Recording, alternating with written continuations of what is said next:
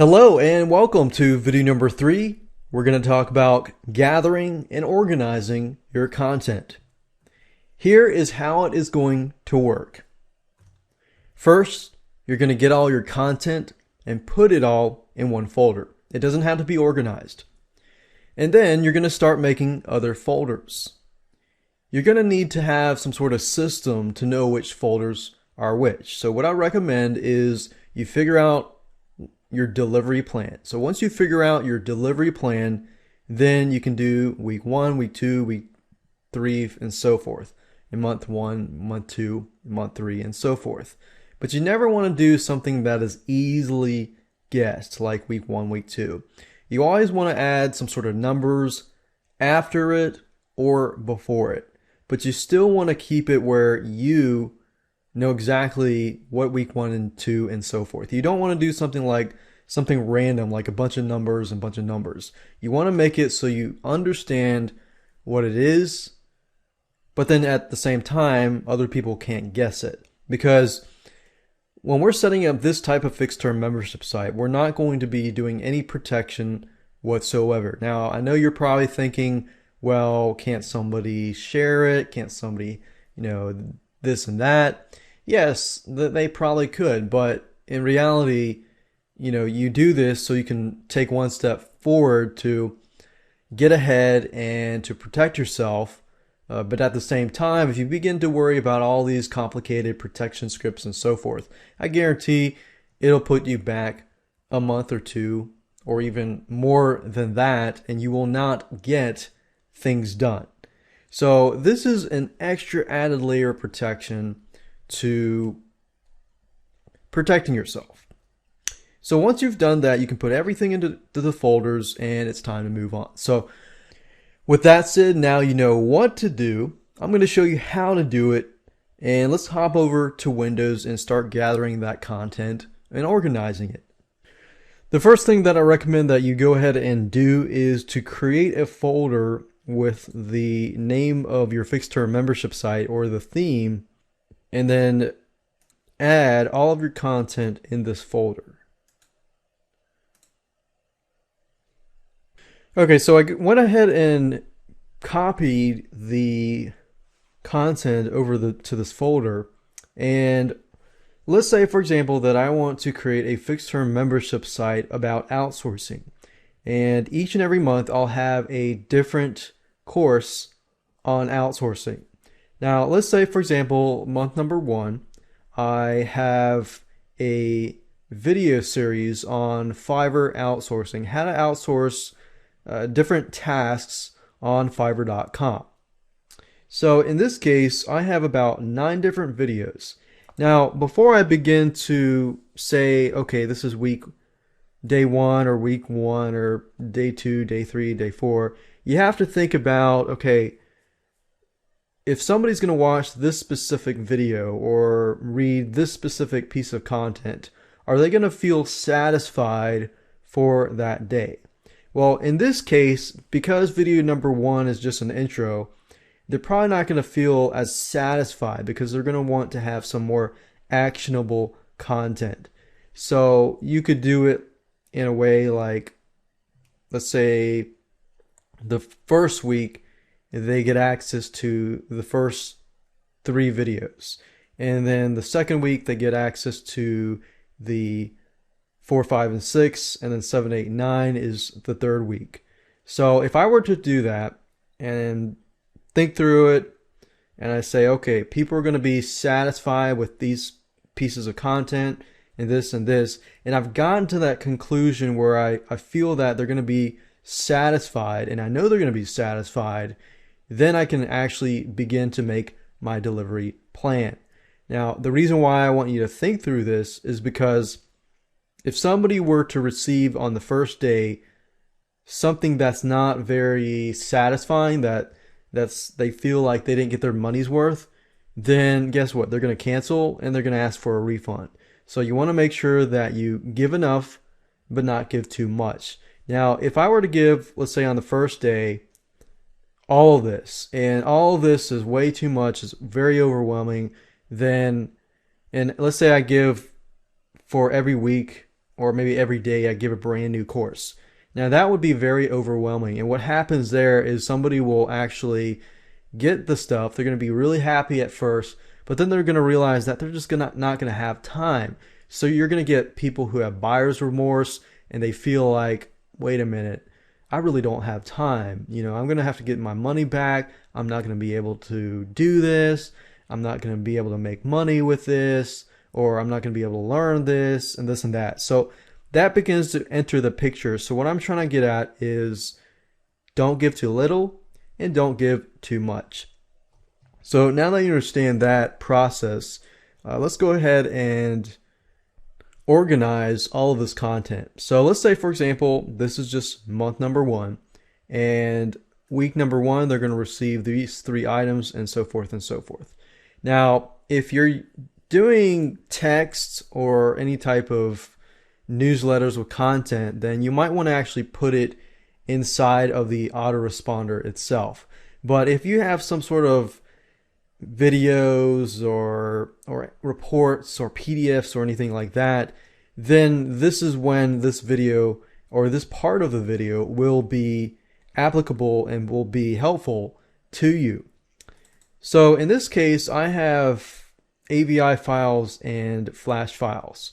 And let's say because people are learning only, then I'm only going to provide the Flash files. And what this means is when somebody goes to the link that I send them, they're going to be able to watch the video on site. So obviously you need to locate your files, and then you need to zip your files up. Or if you're not going to do zip files, then you want to make sure that they can read it, or they can watch it, or they can download it off of your site. So in this case, I have decided that, okay, all I want them to do is watch the video on my website.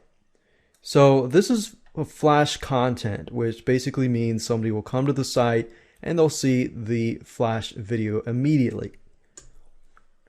Now, what I want to do here is I want to do, say, week 1 and then dash, and then it could be whatever that specific piece of content is about. So I could say week 1, and then let's say for video number 2, I also have week 1. And then video number 3, I got week 1 as well. Video number 4, I have week 2. And so forth and so forth. So I'm going to go ahead and pause this video and go ahead and do that so you can see it all in action. Okay, so I went ahead and did it, and as you can see, I've got week 1, week 1, week 1, 2, 2, 2, and 3, 3, 3. So right now we have created an amount of content for 3 weeks. And of course, I can add to this and create more weeks of content in the future. But in this case, I just want to use this as an example. So as you can see, I have named it week 1. So in this case, I'm going to send all these 3 videos to people in one email. Now, if you want to do it on a daily basis, then you might want to say week 1, day 1. Now, I know this looks a little tedious, but I guarantee you that it's going to help you in the long run. So day 1, because that's an introduction video, let's say we'll just give that on day 1 as well. But the 3rd video, which is article research, and let's say my target audience are newbies, so they really need to understand how to do it correctly, and they need the time. So I'm going to say day 3. And if it's on a weekly basis, you probably want to spread it out among the week. You don't want to do it too far, but you want to do it enough where they can watch the videos and take action. Like take action that day or the next day, and give them enough time so that they take action. And this is one of the strategies too that you can use with, getting them to stay in your membership site.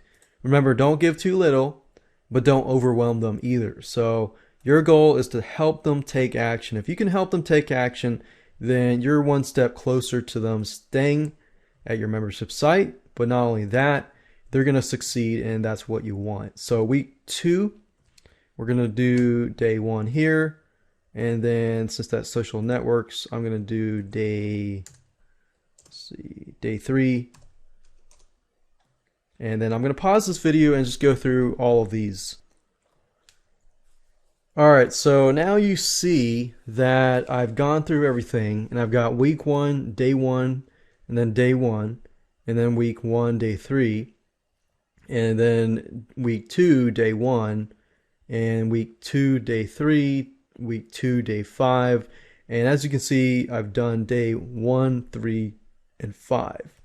And the reason why I did that was just to leave a day in between so that people will have enough time to take action.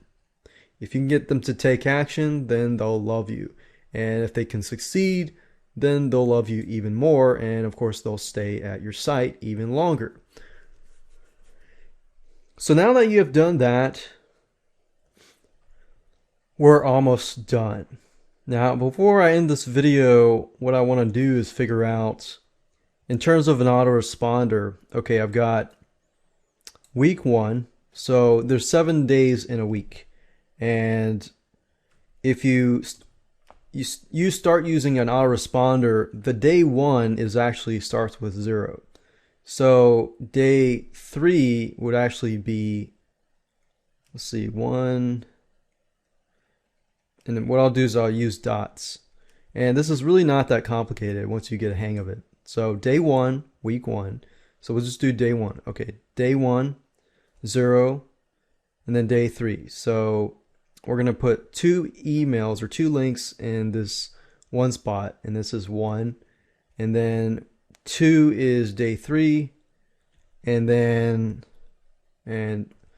4, 5, 6, 7. So in actuality, it's just that day minus 1. So we've got 7 days here. And then the following week is day 1.